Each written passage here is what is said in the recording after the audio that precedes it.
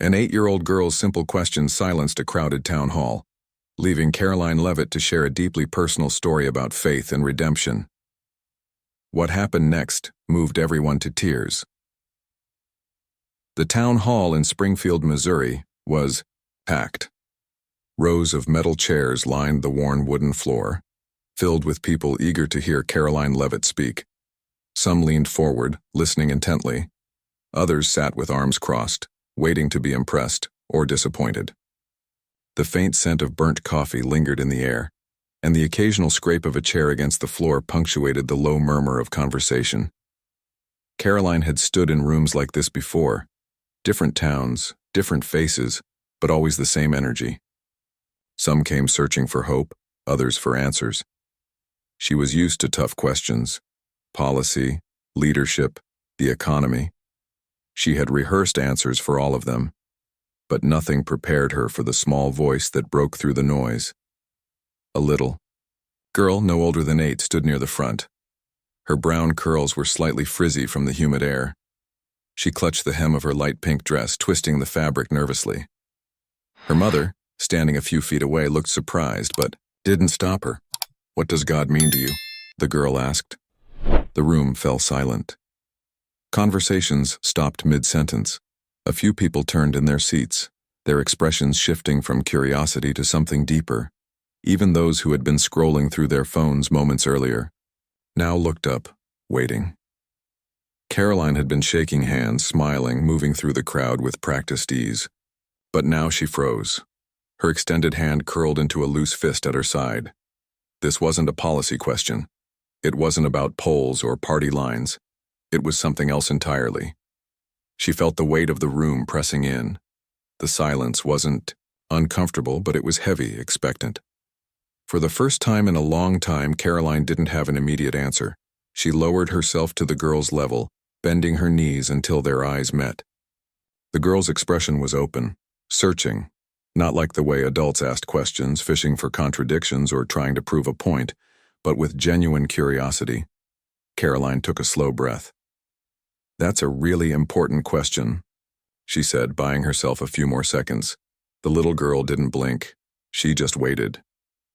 Karoline thought back to nights spent staring at the ceiling, whispering prayers into the dark, hoping someone, anyone, was listening. To the moments when faith felt easy and the ones where it slipped through her fingers like sand. She could lie. She could give a polished, rehearsed answer, something clean, something safe. But she didn't want to. Not here. Not to a little girl who had the courage to ask something so simple, yet so profound. She parted her lips to speak, but the words caught in her throat. Memories surfaced. Memories she hadn't planned on sharing tonight. A sudden raw emotion swelled in her chest, so strong it almost made her gasp. She clenched her hands into fists to steady herself. The audience didn't fidget, didn't cough, didn't shift in their seats. It was as if they were holding their breath, waiting for something real. Karoline swallowed, her pulse steady but loud in her ears. She had never been afraid of speaking, not in front of hundreds, not even thousands. But this wasn't a debate. It wasn't a sound bite.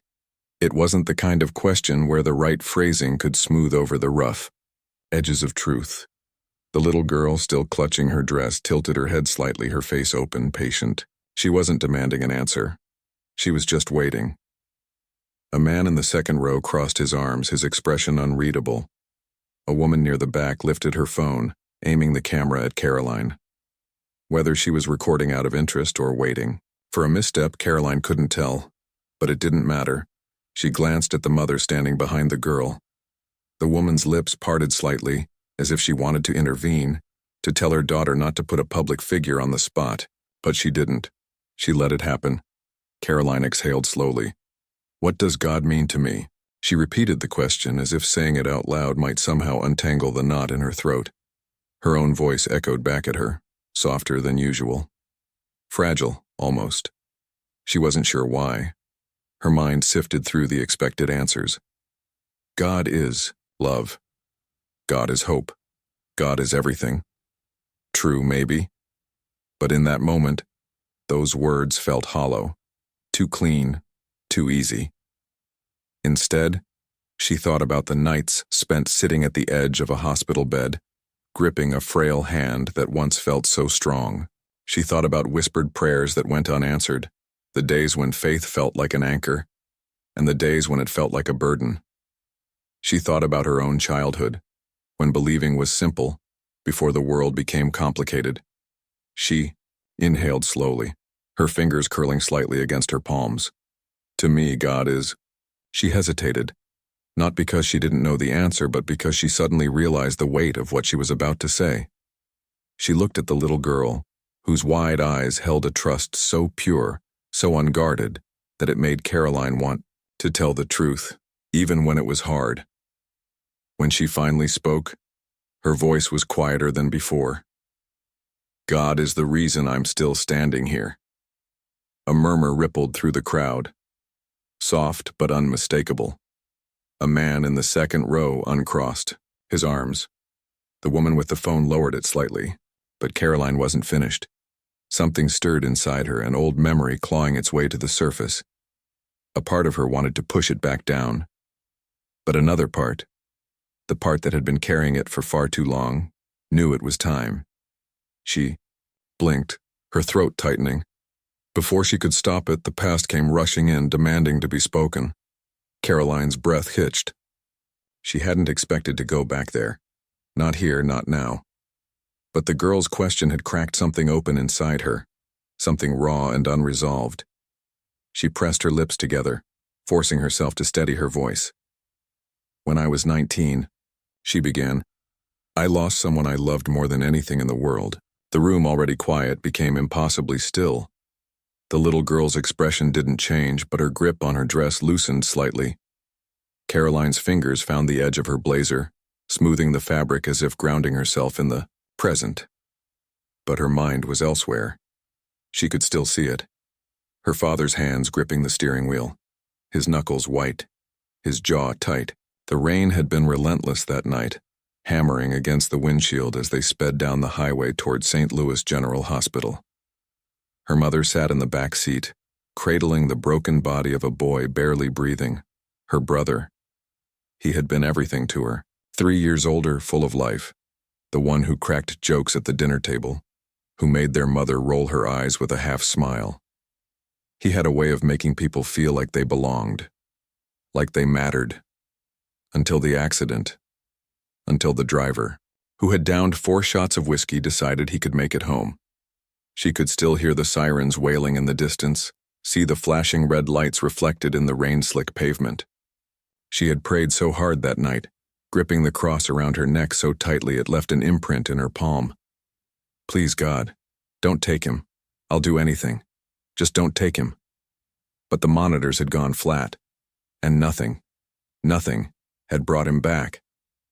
She hadn't cried then. Not in the hospital. Not at the funeral. Not even when she saw her mother, hollowed out by grief, clutching her brother's favorite hoodie as if it might bring him back. It wasn't until weeks later, when she sat alone in a church, staring at the stained glass windows, that the weight of it all crushed her. She had walked into that church with the last thread of faith she had left. She walked out without it. For years, she didn't pray, didn't believe. She told herself that if God was real, he wouldn't have let her brother die on that rain-slick highway, that no loving God would leave a family shattered like that.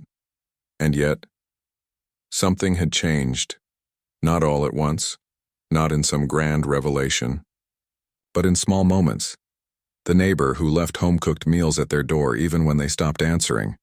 The stranger who paid for her coffee one morning when she hadn't even realized she'd left her wallet at home. The friend who sat with her in silence when she had nothing left to say. Little by little, she started to see it. God wasn't in the things she had lost. He was in the hands that reached for her when she thought she was drowning. She blinked, bringing herself back to the present, to the faces watching her, waiting. Her voice was steady when she spoke again. For a long time, I thought God had abandoned me. A pause. But the truth is, he was the reason I survived it. A heavy exhale swept through the crowd. It was as if the entire room had been holding its breath, and then, like a long-held tension finally releasing, the little girl's fingers relaxed completely, her hands falling to her sides.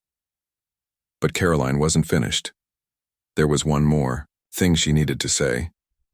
She opened her mouth, but before she could, a voice broke through the silence, a voice from the crowd. "That's nice and all," a man said, his words slicing through the stillness. "But where was God when my son died?" The sharpness in his voice wasn't anger.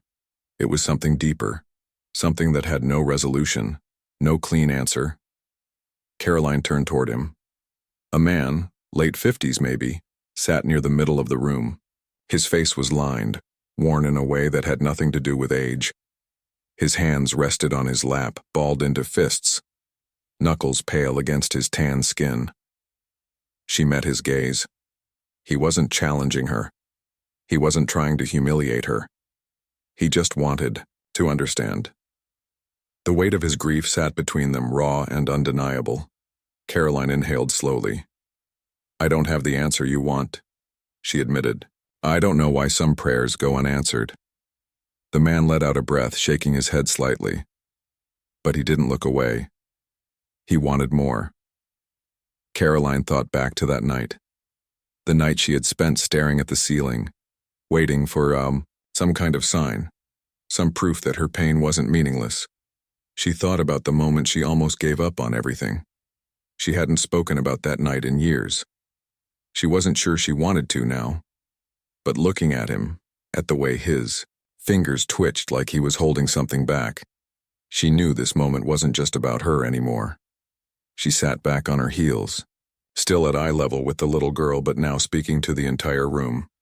"The night before my brother's funeral," she said quietly, "I stood on the edge of a bridge." A murmur ran through the crowd, but no one interrupted. "I don't know how long I was there, minutes, maybe an hour."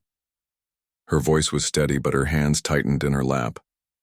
"I just remember the sound of the water below, the weight of everything pressing down on me." She swallowed hard, the memory sitting like a stone in her chest.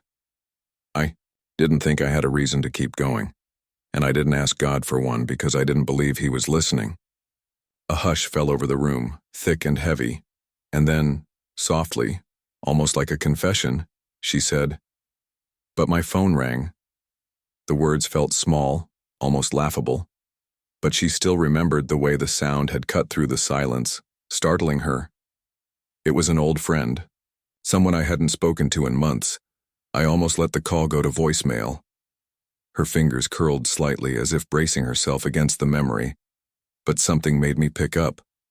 Her breath hitched, and the first thing I heard was, "I don't know why, but I felt like I needed to call you."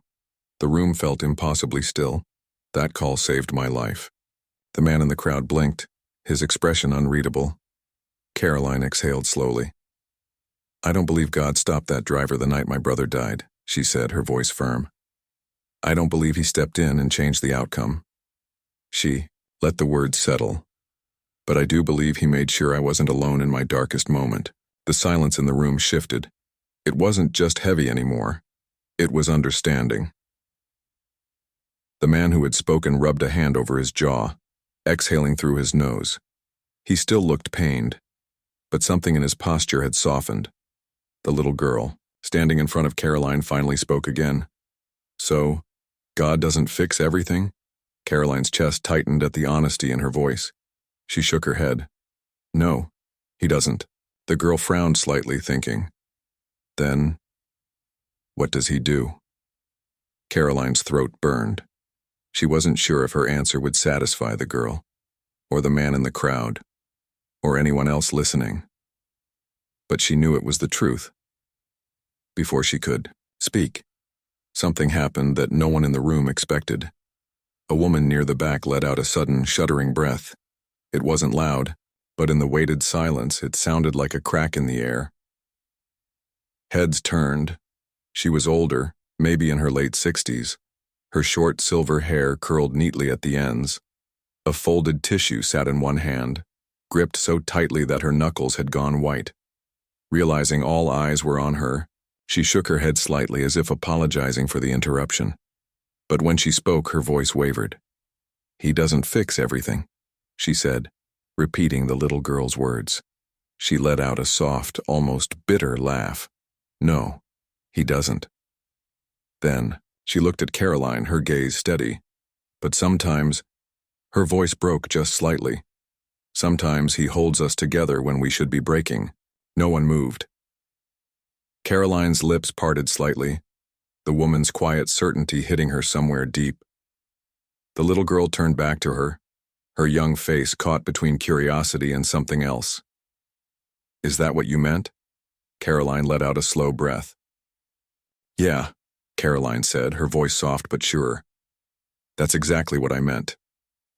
The little girl was quiet for a moment, looking down at her shoes. "So even when bad things happen, we're not alone?" Karoline's throat tightened. She nodded. "That's right."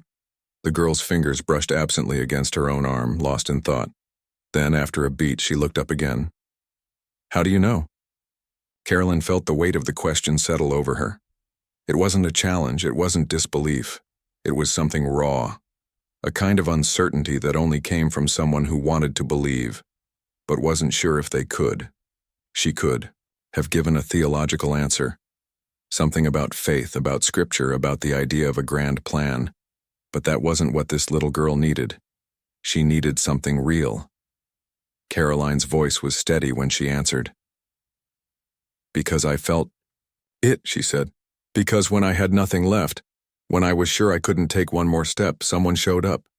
Maybe not in the way I expected, but in the way I needed." The girl lifted her chin slightly. "Like the phone call?" A small, breathy laugh escaped Karoline's lips. "Yeah," she said, "like the phone call." The girl chewed on the inside of her cheek, thinking. Then, without warning, she took a small step forward and wrapped her arms around Karoline's waist. The room stilled again, but this time, the silence wasn't heavy. It was warm. Karoline blinked hard, her hands hesitating for only a moment, before she returned the hug. It lasted only a few seconds, but when the girl pulled away, something had shifted in the air. The man who had questioned her earlier let out a deep breath, rubbing his hands over his face. The older woman dabbed at her eyes with her tissue. Someone, near the back, murmured something, but their words were lost in the moment. Karoline cleared her throat, finding her voice again. She looked out over the crowd, her gaze sweeping across the faces still watching her, still waiting. She wasn't sure what they had expected tonight. A speech, maybe. A performance. Instead, they had gotten something real. But before the night could end, there was one last thing she needed to say. Karoline straightened, her heartbeat steady, but her chest tight in a way she couldn't quite name. The little girl had returned to her mother's side, slipping her small hand into her mother's fingers. But her eyes never left Karoline, watching, waiting. The room felt different now. Wasn't just that people were listening, it was something deeper, something unspoken. The walls that had been there at the start of the evening, the quiet barriers people built around themselves, had thinned. Some had even crumbled. Karoline's gaze drifted toward the man who had questioned her earlier. He wasn't looking at her anymore. His gaze had dropped to the floor, his foot tapping absently. Maybe he was thinking of his son, the one he had lost. Maybe he was thinking of all the nights he had asked that same question in his own silence, waiting for an answer that never came. The older woman who had spoken earlier was staring straight ahead, blinking rapidly, pressing her tissue to her lips. And then, slowly, something unexpected happened. A man near the aisle, burly, maybe in his 40s, the kind of guy who looked like he spent more time under the hood of a car than in town hall meetings, spoke up. His voice was rough. Not from anger, but from where. "I haven't prayed in years," he admitted. The words were blunt, simple, and yet they cut through the room like a blade. A few heads turned. Some people shifted in their seats. The man let out a breath, shaking his head. "I used to." every night. Then my dad got sick, and I prayed harder than I ever had in my life. His jaw flexed. Didn't change a thing. He shrugged, like the word should have been easy. But it wasn't. So I stopped. Karoline didn't move, didn't say a word. She just listened. He exhaled sharply, rubbing a hand over the back of his neck. But hearing you talk about that phone call, about the people that showed up for you, he trailed off, as if the thought was forming in real time. Then after a pause, maybe I had it wrong. A murmur moved through the crowd. Maybe he was never supposed to fix things, the man said. Maybe he was just supposed to make sure we didn't have to go through it alone. The murmur grew. It wasn't loud, just a few whispered words, a few small nods. But Karoline could feel it, like a current shifting beneath the surface. She swallowed. The burly man cleared his throat. I don't know if I believe like I used to, he admitted. Then, finally, he looked up at her. Maybe I ain't as alone as I thought. His words hung in the air, heavy but not crushing. Karoline let out a slow breath. None of us are, she said softly. A woman near the back wiped her eyes. A man in the second row shifted forward, elbows on his knees, staring at nothing in particular. Even the ones who hadn't spoken, the ones who had sat with arms crossed, their expressions unreadable, had changed. Karoline could feel it. She took a small step back, her hands settling at her sides. I think that's the thing about faith, she said, her voice steady now. It's not about having all the answers. It's about knowing you don't have to go through the questions alone. Her gaze swept over the room one last time. For a long time I thought faith meant certainty, she continued. That if I doubted, if I questioned, then maybe I didn't believe at all. She shook her head slightly. But I was wrong. Faith isn't about never questioning. It's about holding on, even when you don't have the answers. A quiet sigh rippled through the crowd. Some people looked at each other. Others looked down at their hands. But not a single person looked disinterested. For the first time all evening, it felt like they weren't just an audience. They were a part of this. Karoline inhaled deeply. But before she could close the night, there was one final thing she needed to do. She let the weight of the moment settle over the room. This wasn't the ending she had expected, but it was the one that had found her. Her gaze shifted toward the little girl who had started it all. Did that answer your question? Karoline asked gently. The girl hesitated, her small fingers still wrapped around her mother's. Then, finally, she nodded. Not eagerly, not because she felt like she had to, but because something in the answer made sense to her. Karoline felt a tightness in her chest, something between gratitude and grief. She had spent years trying to put faith into words, and yet, it had taken the innocence of a child to pull the truth from her in a way she never had before. She turned back to the room, scanning the faces watching her. Some were visibly emotional, eyes damp, lips pressed together in thought. Others sat still, unreadable, but not indifferent. Before I go, she said, I want to leave you with something. The silence deepened, thick with anticipation. I used to think faith was about being strong, she admitted, about standing firm, never doubting, never questioning. She let out a quiet breath. But I don't believe that anymore. Her eyes found the man who had challenged her earlier, grief still lingering in his gaze like an old wound that had never fully healed. I think faith is what happens when we're at our weakest, she continued. When we don't have the answers, when nothing makes sense, when we're standing at the edge of something we don't know how to survive. A few heads dipped, as if the words had struck something deep. Faith isn't about knowing everything will turn out the way we want, she said, her voice steady but low. It's about knowing that no matter what happens, we won't be left to carry it alone.